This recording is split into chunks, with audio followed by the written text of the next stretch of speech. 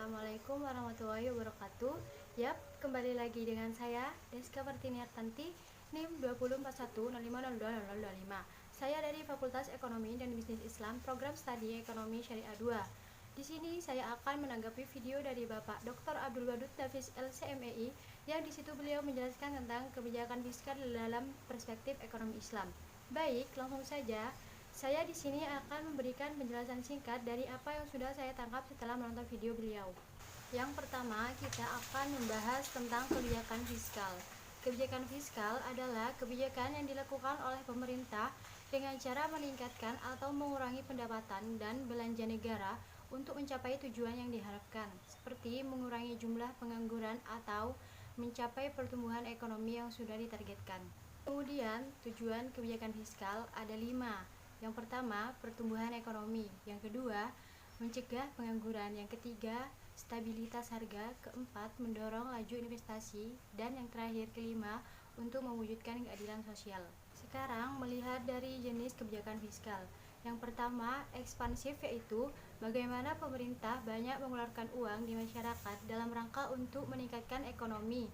Seperti misalnya pemerintah memberikan subsidi, memberikan bantuan tunai kepada masyarakat. Yang kedua, kontraksional, yaitu pengetatan di mana pemerintah mengurangi uang yang beredar di masyarakat atau pemerintah meningkatkan pendapatan, seperti misalnya pemerintah akan meningkatkan persentase pajak yang dulunya 3% naik menjadi 5%.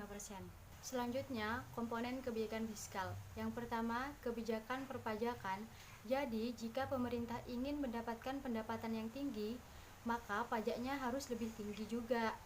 Yang kedua, kebijakan pengeluaran. Jadi, pemerintah akan mengatur tentang pengeluaran pemerintah, entah volume besar atau volume kecil.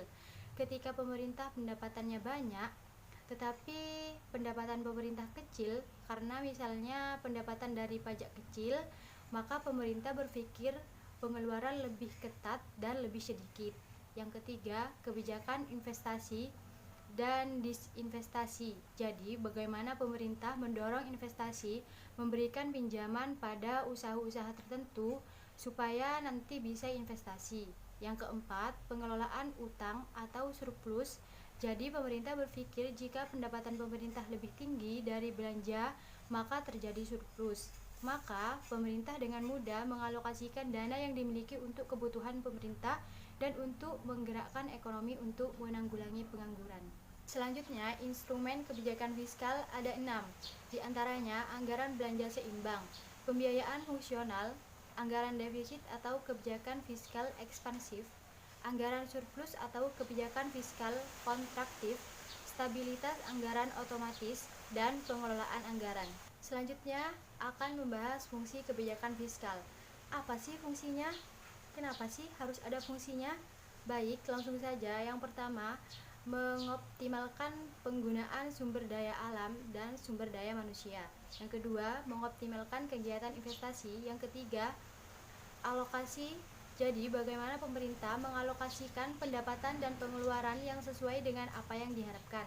Yang keempat, distribusi. Yang kelima, stabilisasi. Yang terakhir, pembangunan. Kemudian, ciri-ciri kebijakan fiskal ekonomi Islam yaitu pengeluaran negara dilakukan sesuai pendapatan, sehingga jarang sekali terjadi defisit anggaran. Sistem pajak proporsional pajak dalam ekonomi Islam dibebankan berdasarkan tingkat produktivitas. Penghitungan zakat berdasarkan hasil keuntungan bukan pada jumlah barang. Selanjutnya, fungsi kebijakan fiskal dalam ekonomi Islam diantaranya memelihara terhadap hukum, keadilan, dan pertahanan. Kedua, perumusan dan pelaksanaan terhadap kebaikan ekonomi. Ketiga, manajemen kekayaan pemerintah. Yang keempat, investasi ekonomi oleh pemerintah jika diperlukan.